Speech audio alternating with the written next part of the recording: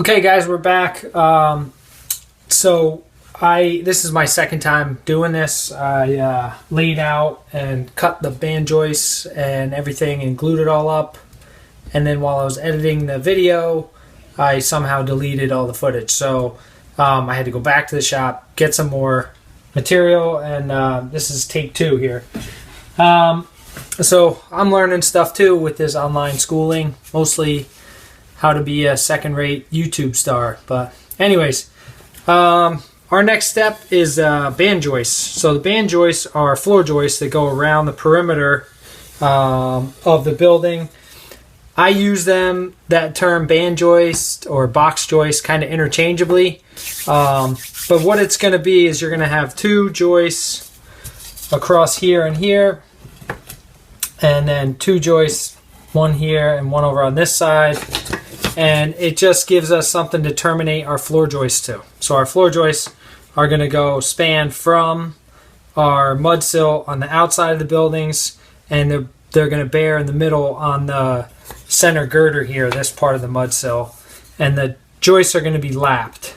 So in this video, we're gonna lay out our floor joist marks on our band joists. We're going to cut all our band joists to size. So the materials for your band joist should come out of a pack that looks like this. Whoop! It's got a bunch of floor joists in it and 4 band joists. The band joists are 1 1/8 by 5/16 by 22 inches long. You've got 40 1 1/8 by 5/16 by about 10.5 inches long for all the floor joists. So just take your 4 band joists out for now. Set these aside. Hopefully they stay in a neater package than mine do. So before we start laying out our floor joists on our band joists, all the layout marks, first thing we have to do is cut them to length. So the two that are going to be running parallel to the center girder are going to go from end to end.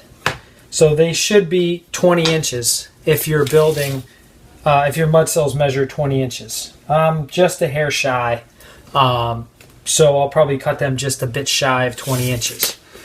The other 2 band joists are going to go between these 2 band joists, and we'll cut those next. So first thing to do is either hold your pieces up on your mud sill and mark them, or just use your tape measure, measure what you got. Like I said, I got just shy of 20 inches, so you can measure, put a mark, use your miter box, and cut them off.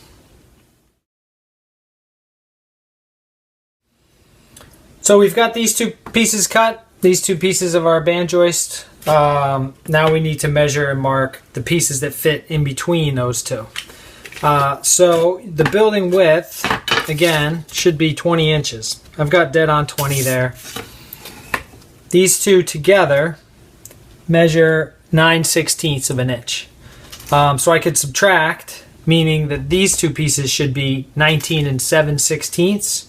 Or if you want to, you can pull your tape out to 20, hold the 2 pieces together right on 20 inches, and measure to the opposite side, and it shows 19 7/16. Maybe just a hair light 19 7/16. So if I cut these 2 pieces 19 7/16, my whole building, when the box joist is assembled, will be 20 inches by 20 inches.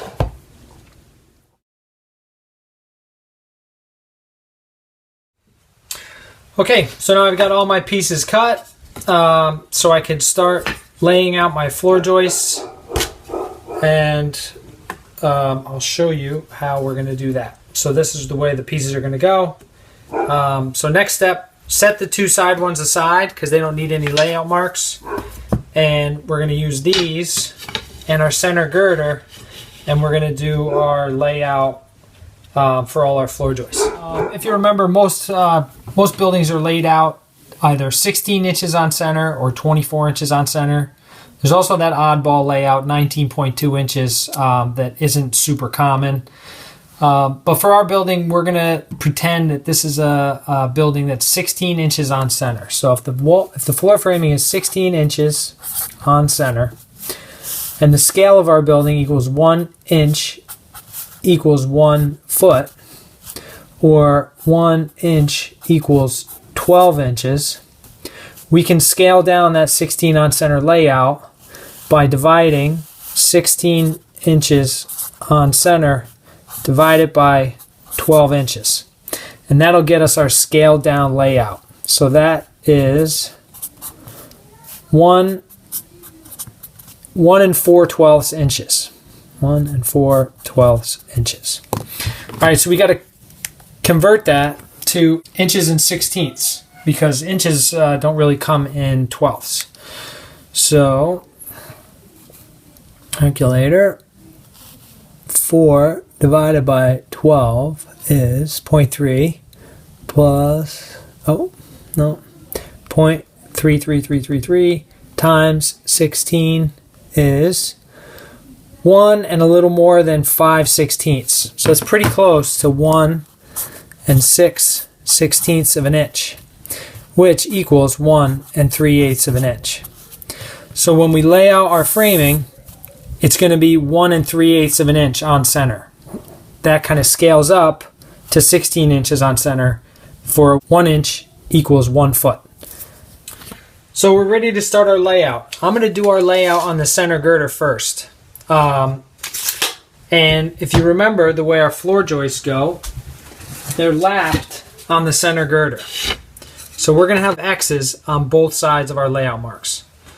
So if I'm pulling my tape, I start 1 3/8, put an X on both sides. Then 2 3/4, X on both sides.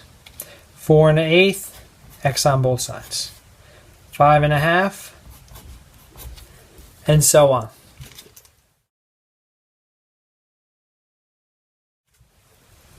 Okay, so you can see our layout on the center girder. So we're just going to transfer that layout onto these two band joists right here.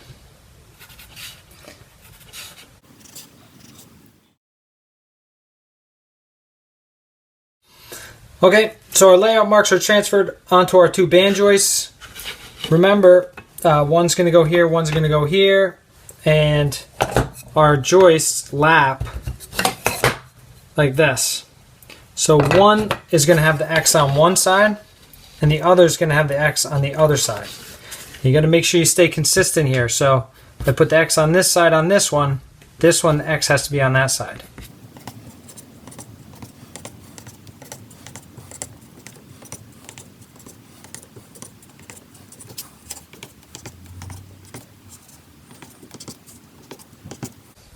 And you always have one on the ends. Last step, so you don't get things mixed up, because if you put this away tonight and then tomorrow you build the thing with the layout marks backwards, nothing's going to line up. So before you put things away, you want to mark this.